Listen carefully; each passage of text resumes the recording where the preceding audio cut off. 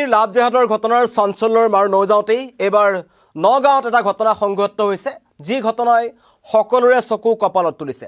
এইবাৰ টাৰ্গেটত এগৰাকী উচ্চ শিক্ষিতা অসমীয়া যুৱতী লাভ জেহাদৰ বলি হৈছে। যুৱতীগৰাকীৰ ঘৰ হৈছে নগাঁৱৰ বেবেজিয়াত আৰু এগৰাকী উচ্চ শিক্ষিতা যুৱতী এগৰাকী আৰু আছাদুল ইছলাম নামৰ এজন যুৱকে প্ৰতাৰণা কৰিছে নিজৰ ভুৱা পৰিচয়। আৰু এই আছাদুল ইছলামে নিজৰ পৰিচয় লুকুৱাই ৰাখিছিল, হিন্দু যুৱক বুলি নিজকে পৰিচয় দিছিল। এই যুৱতীগৰাকীৰ সৈতে প্ৰেমৰ সম্পৰ্ক তেওঁ গঢ়ি তুলিছিল আৰু বহু পিছত এই ভুক্তভোগী অসমীয়া যুৱতীগৰাকীয়ে সেই কথা গম পায় যে আছাদুল ইছলাম তেখেতৰ প্ৰকৃত নাম আৰু তেওঁ আগৰ পৰা বিবাহিত আছিল, তেওঁৰ কণমানি সন্তান আছে।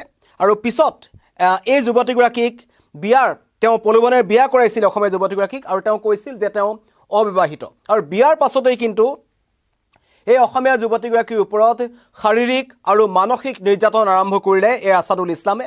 আৰু যুৱতীগৰাকী অন্তঃসত্ত্বা হোৱাৰ পাছতো দৈনিক তেখেতক শাৰীৰিক নিৰ্যাতন চলাবলৈ ধৰিলে, মানসিক নিৰ্যাতন চলাবলৈ ধৰিলে, ধৰ্মান্তৰণ কৰিবলৈ তেওঁ চেষ্টা কৰিলে, নিষিদ্ধ মাংস খুৱাবলৈ চেষ্টা কৰিলে। আৰু এনেবোৰ ঘটনাৰ পাছত অৱশেষত ব্যৱসায়ৰ বাবে ধন বিচাৰি মাৰপিট কৰিবলৈ ধৰিলে আছাদুল ইছলামে। আৰু ইতিমধ্যেই এই ভুক্তভোগী যিগৰাকী অসমীয়া যুৱতী আছে, যিগৰাকীয়ে এই লাভ জেহাদৰ এই ভয়ংকৰ জালখনত তেওঁ ভৰি পেলাইছিল বা তেওঁ তাত জালত পৰিছিল, তেওঁ এতিয়া অৱশেষত আৰক্ষীৰ কাষ চাপিছে, ন্যায় বিচাৰিছে। কাৰণ আছাদুল ইছলামৰ দৰে একাংশ লাভ জেহাদীয়ে এনেকুৱা ধৰণেৰে একাংশ অসমীয়া যুৱতীসকলক তেওঁ টাৰ্গেট কৰিছে, হিন্দু যুৱতীসকলক টাৰ্গেট কৰি আহিছে। নলবাৰীৰ ঘটনাৰ পাছত ৰাজ্যৰ বিভিন্ন প্ৰান্তত এনেবোৰ ঘটনা আমি দেখিবলৈ পাইছোঁ। সকলোৱে আশা কৰিছিল যে নলবাৰীৰ যিটো ঘটনা সংঘটিত হ'ল, আৰক্ষী প্ৰশাসনে যি ধৰণৰ ব্যৱস্থা গ্ৰহণ কৰিলে, ৰাইজ যিদৰে ওলাই আহিছে, কিন্তু তাৰ পাছতো ৰাজ্যৰ বিভিন্ন প্ৰান্তত অসমীয়া যুৱতীসকলক টাৰ্গেট কৰা হৈছে, হিন্দু যুৱতীসকলক টাৰ্গেট কৰা হৈছে। আৰু বিশেষকৈ এই নগাঁৱৰ যিটো ঘটনা আপোনালোকক আজি কৈ আছোঁ, এয়া যিগৰাকী যুৱতী আচলতে এই লাভ জেহাদীৰ তেওঁ ফাণ্ডত পৰিল, তেওঁ কোনো কণমানি ছাত্ৰী নহয় বা নজনা ছাত্ৰী নহয়, তেওঁ এগৰাকী উচ্চ শিক্ষিতা যুৱতী। তেওঁ কিন্তু ছ'চিয়েল মিডিয়াৰ জৰিয়তে হয়তো এইগৰাকী আছাদুল ইছলামৰ প্ৰেমত পৰিছিল আৰু কিন্তু তেওঁ ছ'চিয়েল মিডিয়াত নিজৰ নাম সলনি কৰিছিল আৰু ভুৱা পৰিচয়েৰে আচলতে এই যুৱতীগৰাকীৰ সৈতে তেওঁ প্ৰথমতে চিনাকি হয়। পৰৱৰ্তী পৰ্যায়ত তেওঁ বিয়াৰ প্ৰস্তাৱ দিয়ে আৰু যুৱতীগৰাকীয়ে এইজন আছাদুল ইছলামৰ প্ৰকৃত পৰিচয় নাজানি বিয়াৰ বাবে সন্মতি প্ৰদান কৰে। বিয়াৰ বহু পিছত গম পায় যে আছাদুল ইছলাম প্ৰকৃত নাম আৰু তেওঁৰ বিবাহিত আৰু ইয়াৰ পূৰ্বে তেওঁৰ এগৰাকী পত্নী আছে, 2 সন্তানৰ তেওঁ পিতৃ।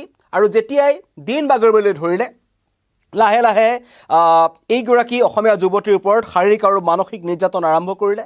তাৰ মাজতে যুৱতীগৰাকী অন্তঃসত্ত্বা হ'ল।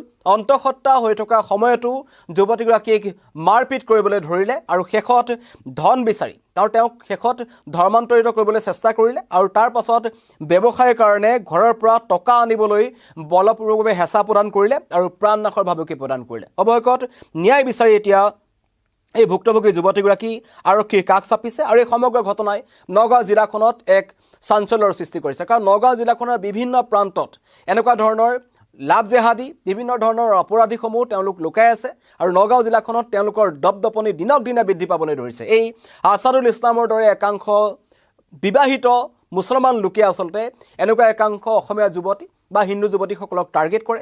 প্ৰথমতে পৰিচয় লুকুৱাই ৰাখে, নিজকে হিন্দু বুলি পৰিচয় দিয়ে। পৰৱৰ্তী সময়ত যেতিয়া বিবাহ সম্পন্ন হৈ যায়, বিবাহৰ পাছত প্ৰকৃত ৰহস্যটো ওলাই পৰে আৰু তেওঁলোক মুছলমান হোৱাৰ কাৰণে তেওঁলোকে প্ৰথমতে এই যুৱতীগৰাকীক ধৰ্মান্তৰিত কৰিব বিচাৰে, নিষিদ্ধ মাংস খুৱাবলৈ বিচাৰে, শাৰীৰিক আৰু মানসিক নিৰ্যাতন আৰম্ভ কৰে আৰু এতিয়া ব্যৱসায়ৰ কাৰণেও টকা বিচাৰিবলৈ আৰম্ভ কৰিছিল। ভুক্তভোগী যুৱতীগৰাকীৰ মন্তব্য আছে, মই প্ৰথমতে শুনাই ল'ব বিচাৰিছোঁ। স্বামীৰ নাম আছাদুল ইছলাম, বিয়া হোৱা 6 মাহ চলি আছে। আৰু যেতিয়া গম পাইছোঁ বেলেগে শুনিছে, তেতিয়া কৈছে কি মই বিয়া কৰিছিলোঁ, মোৰ ডিভোৰ্চ হৈছে।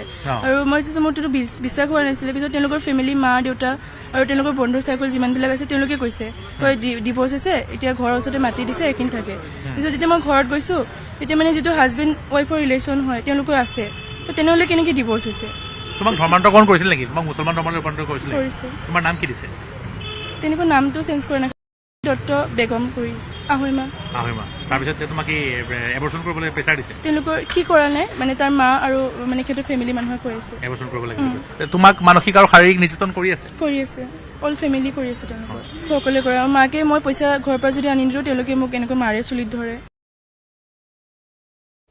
আছাদুল ইছলামৰ ঘৰতো এই যুৱতীগৰাকী শাৰীৰিক আৰু মানসিক নিৰ্যাতনৰ বলি হ'ল আছাদুলৰ পৰিয়ালো এই অসমীয়া যুৱতীগৰাকীৰ ওপৰত অকথ্য নিৰ্যাতন চলোৱাৰ ভয়ংকৰ অভিযোগ উত্থাপন হৈছে আৰু পৰিয়ালৰ সকলোৱে জানিছিল যে প্ৰথমা পত্নী থকাৰ পাছতো এগৰাকী অসমীয়া যুৱতীক তেওঁ বিয়া কৰাইছে বিয়া কৰাই সেই ঘৰখনতে তেওঁ লৈ গৈছিল আৰু কোৱা হৈছিল যে প্ৰথম পত্নীৰ লগত তেওঁ বিবাহ বিচ্ছেদ হৈছে কিন্তু যেতিয়া ঘৰ গৈ দেখে তেতিয়া এটা কথা গম পোৱা গৈছিল যে প্ৰথমা পত্নীও ঘৰতে আছিল সন্তানো ঘৰত আছিল আৰু তাৰ পাছতেই পৰিয়ালৰ লোকসকলেও আচলতে এই যুৱতীগৰাকীৰ ওপৰত শাৰীৰিক আৰু মানসিক নিৰ্যাতন চলালে এয়া হৈছে বৰ্তমান ৰাজ্যত লাভ জেহাদৰ এখন ভয়ংকৰ ছবি ৰাজ্যৰ প্ৰান্তে প্ৰান্তে প্ৰতিদিনাই এনেকুৱা ধৰণৰ ঘটনা পোহৰলৈ আহে একাংশ হিন্দু যুৱতী বা হিন্দু অসমীয়া যুৱতীসকল আছে হিন্দু যুৱতীসকল আছে বোৱাৰীসকল আছে তেওঁলোকক বিভিন্ন ধৰণৰ প্ৰলোভন দি ছ'চিয়েল মিডিয়াৰ জৰিয়তে তেওঁলোকে টাৰ্গেট কৰে ছ'চিয়েল মিডিয়া এনেকুৱা এটা প্লেটফৰ্ম বিশেষকৈ ফেচবুক ইনষ্টাগ্ৰাম এইবোৰত আজিকালি যিমান সংখ্যক আমাৰ উঠি অহা যিসকল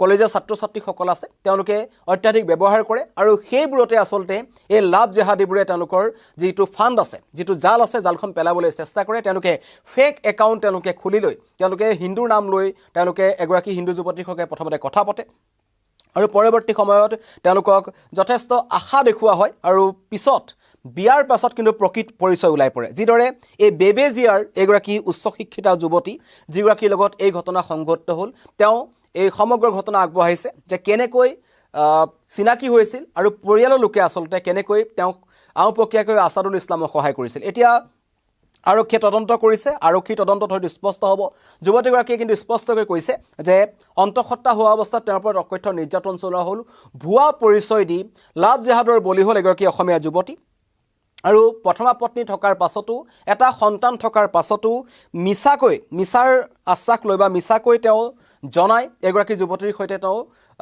সম্পৰ্কত আহিছিল বিয়া কৰিছিল বিয়া কৰাৰ পাছত প্ৰথমতে শাৰীৰিক মানসিক নিৰ্যাতন অন্তঃসত্ত্বা হোৱাৰ পিছত শাৰীৰিক নিৰ্যাতন পৰিয়ালৰ লোকসকলেও তেওঁক অকথ্য নিৰ্যাতন চলালে আৰু শেষত ব্যৱসায়ৰ কাৰণে নিজৰ পৰিয়ালৰ পৰা ধন বিচাৰিলে মানে যৌতুকৰ দাবী আৰম্ভ কৰিলে এজন হৈছে আছাদুল ইছলাম ইতিমধ্যেই এজাহাৰ দিছে এজাহাৰৰ অন্তত এতিয়া আৰক্ষীয়ে ব্যৱস্থা গ্ৰহণ কৰিব বুলি কৈছে কিন্তু আৰক্ষীয়ে ব্যৱস্থা গ্ৰহণ কৰক বা নকৰক কিন্তু যিসকল যুৱক যুৱতী আছে বা যিসকল কম বয়সীয়া যুৱতীসকল আছে অসমীয়া যুৱতীসকল আছে হিন্দু যুৱতীসকল আছে তেওঁলোকে সাৱধান হোৱাৰ সময় কাৰণ নলবাৰী এটা ঘটনাই সমগ্ৰ ৰাজ্য জোকাৰি গৈছিল নলবাৰীৰ ঘটনাটো চাঞ্চল্যৰ মাৰ নৈ যাওঁতেই ৪-৫ দিনত কেইবাটাও লাভ জেহাদৰ ঘটনা পোহৰলৈ আহিছে কিন্তু যিসকল লাভ জেহাদৰ বাবে তেওঁলোকে প্ৰতিটো মুহূৰ্তত তৎপৰ হৈ থাকে তেওঁলোকে কিন্তু নিজৰ এই কৰ্মকাণ্ড তেওঁলোকে বন্ধ কৰা নাই তেওঁলোকে এতিয়াও একাংশ অসমীয়া বা হিন্দু যুৱতীক টাৰ্গেটত পেলাবলৈ চেষ্টা কৰি আছে যাৰ এটা অন্যতম উদাহৰণ হৈছে এই নগাঁৱৰ বেবেজিয়াৰ ঘটনাটো য'ত এগৰাকী উচ্চ শিক্ষিতা অসমীয়া যুৱতী নিৰ্যাতনৰ বলি হৈছে খালি সৌভাগ্যক্ৰমে তেওঁ প্ৰাণ ৰক্ষা পৰিছে তেওঁ নিজ ঘৰলৈ গুচি আহিছে গুচি আহি তেওঁ এতিয়া আৰক্ষীৰ কাষ চাপিছে সমগ্ৰ ঘটনা জনাইছে আৰু এই সন্দৰ্ভত তদন্ত অব্যাহত আছে ধন্যবাদ